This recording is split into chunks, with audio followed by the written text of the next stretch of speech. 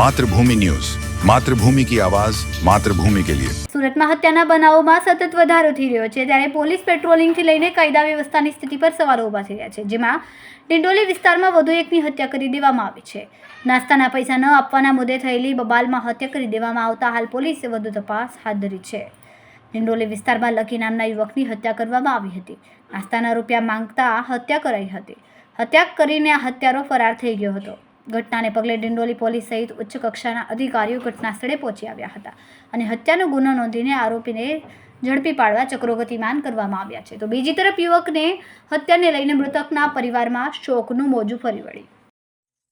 ગઈકાલે રાતના 8:30ની આસપાસ ડિંડોલી પોલીસ સ્ટેશન વિસ્તારમાં ઢોડિયાવાસ કરીને એરિયા છે, ત્યાં એક મર્ડરનો બનાવ બન્યો હતો, જેમાં ભોગ બનનાર પ્રણવ કરીને એક વ્યક્તિ છે, એના મારનાર તરીકે આરોપી ગણેશ સૂર્યવંશી છે।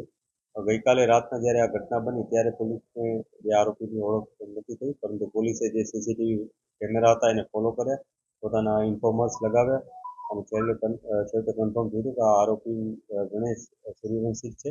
પોલીસે એને પકડી લીધેલ છે અને એની જે ફોર્મલ અરેસ્ટ કરી અને આગળની જે કાર્યવાહી હોય એ શરૂ કરી દીધેલ છે।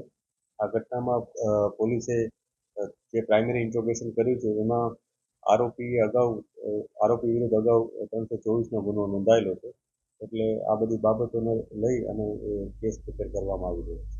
કયા કારણોસર હત્યા કરવામાં આ જે ઘટના બની ગઈકાલે એમાં જે ભોગ બનનાર છે એ પોતાના ઉછીના પૈસા લેવા માટે જે નાસ્તાની લારી છે ત્યાં આવ્યો હતો। આ લારીવાળા સાથે આ જે આરોપી છે એની કંઈક મગજમારી થઈ હતી, કેમ કે આરોપીએ કોઈ પણ જાતના પૈસા દીધા વગર ત્યાંથી સિંગ ચણા લઈ અને નીકળી ગયો, એટલે લારીવાળાએ એને આ બાબતે રોક્યો તો બંને વચ્ચે થોડી બોલાચાલી થઈ। ત્યારબાદ આરોપી અને ભોગ બનનાર વચ્ચે પણ બોલાચાલી થઈ।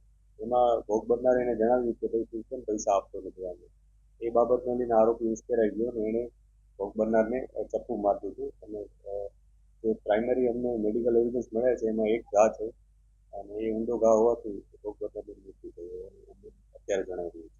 આરોપીનું શું નામ છે સાહેબ અને શું કામ કરે? આરોપી મજૂરી કામ કરે છે, એનું નામ ગણેશ સૂર્યવંશી છે, એ 20 વર્ષની ઉંમરનો છે અને ડિંડોલી વિસ્તારમાં જ રહેવાસી। છેલ્લા 2 હત્યાના ઘટના સામે આવી છે, ઉધના અને ડિંડોલીની। હત્યારાઓ તીક્ષ્ણ હથિયાર લઈને જ ફરતા હોય છે। કેટલાક આ પ્રકારના વ્યક્તિઓ કે જે આ પ્રકારના ઘટનાને અંજામ આપે છે તેઓ પાસેથી આ પ્રકારે તીક્ષ્ણ હથિયારો મળ્યા છે પોલીસને, અને અવારનવાર પોલીસ ચેકિંગ પણ કરતી હોય છે, જેમાં અમે જીપી એક્ટ 135 હેઠળના ગુનાઓ નોંધી અને આ લોકોને પકડતા હોઈએ છીએ। અગાઉ પણ અમે ઘણા બધા લોકોને એમને રાહદારી જતા હોય, પરંતુ લોકોની ચેકિંગ દરમિયાન અમને કન્ફર્મ થયું કે એ લોકો પાસે આવા કોઈ હથિયાર હોય તે લોકો વિરુદ્ધ અમે કાર્યવાહી કરેલ છે। અને આ ઘટનામાં પણ આ વ્યક્તિ પોતા પાસે હથિયાર હતું અને એને મારી દીધું હતું, પરંતુ એ પોતા પાસે લઈને ફરતો હતો કે ક્યાંક જઈને લઈ આવ્યો એ બાબત અમે તમામ સીસીટીવી અને આસપાસ સીસીટીવી ચેક કરી અને આસપાસના લોકોને પૂછીને અમે કન્ફર્મ કરીશું।